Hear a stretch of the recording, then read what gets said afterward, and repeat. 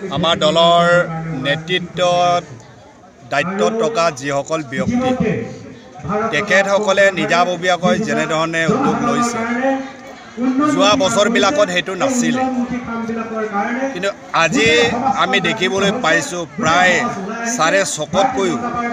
গণশক্তি আৰু কংগ্ৰেছৰ পৰা আহি যোগদান কৰা যিসকল জনসাধাৰণ তাকে আমি চাই উৎফুল্লিত হৈছোঁ যে ভাৰতীয় জনতা পাৰ্টি আগন্তুক দিনত কোনো ৰাজনৈতিক দলৰ লগত সম্বন্ধ ৰাখি গঠবন্ধনৰ জৰিয়তে ৰাজনীতি কৰাৰ প্ৰয়োজন নাই সেই কথাটো আমি অনুভৱ কৰিছোঁ। যোৱা কেইদিনমানৰ আগত মাননীয় অসম ৰাজ্যিক সভাপতি আমাক আশ্বাস প্ৰদান কৰিছে যে জোনাই সমষ্টিত আগতো কোনো ৰাজনৈতিক দলৰ লগত গঠবন্ধন নাছিল আৰু ভৱিষ্যতেও নহ'ব। ভাৰতীয় জনতা পাৰ্টিয়ে নিজাববীয়াকৈ সুন্দৰভাৱে এই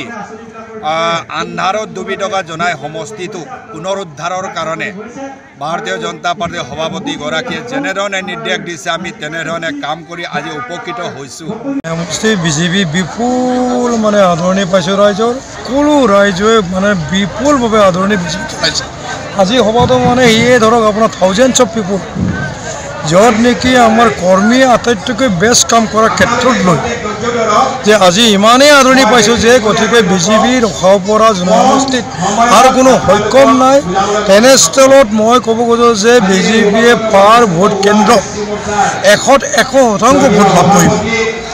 তেওঁলোকে কোনোবা ব্যক্তিগত নিজৰ লাভালাভৰ কাৰণে ক'ব পাৰে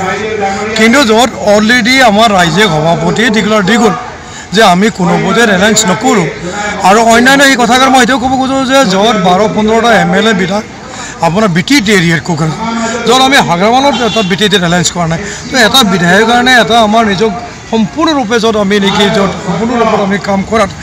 আমাৰ সম্পূৰ্ণ ৰাইজৰ বিশ্বাসত আমি কিয় এলায়েন্সত থাকিব আৰু আমি কোৱা নাই কথাষাৰ তেওঁলোকে কোনোবা বিধায়কে কৈ ল'ব পাৰে কোনোবা সাংসদে কৈ ল'ব পাৰে কিন্তু কোনো পৰ্যায়ত আমাৰ ৰাজ্যিক সভাপতি ডিক্লেয়াৰ দি গ'ল যে আমি কোনো পৰ্যায়ত জোনাই সমষ্টি এলায়েন্সত নাহোঁ।